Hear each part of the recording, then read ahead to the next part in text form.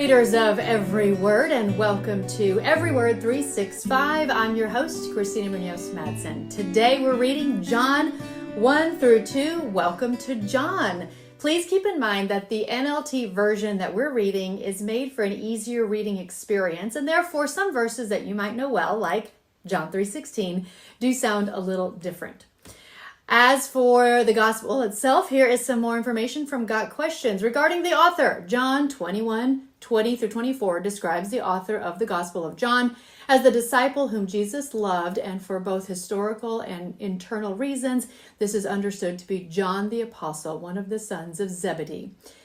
The date of writing. Discovery of certain fragments dated around AD 135 require the Gospel of John to have been written, copied, and circulated before then.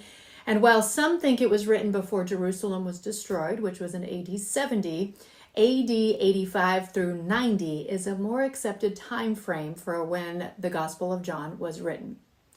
As for the purpose of the writing, the author cites the purpose of the Gospel of John as follows. But they are written that you may believe that Jesus is the Christ, the Son of God, and that believing you may have life in his name. That's in John 20:31. Unlike the three synoptic Gospels, which we talked about yesterday, John's purpose is not to present a chronological narrative of the life of Christ, but to display his deity.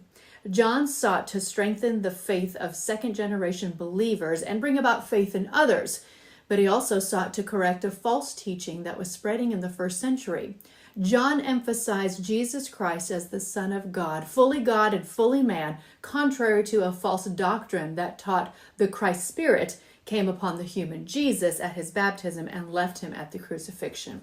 I'm, of course, attaching more in the description of this podcast on the Gospel of John from gotquestions.org.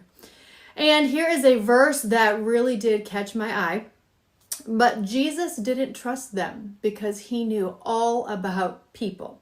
No one needed to tell him about human nature, for he knew what was in each person's heart. That's in John 2:24 through 25. Can I get an ouch? Yet another reminder of our deceitful hearts. Remember, that's my least favorite verse in the entire Bible, that we're born with deceitful hearts, but it is true.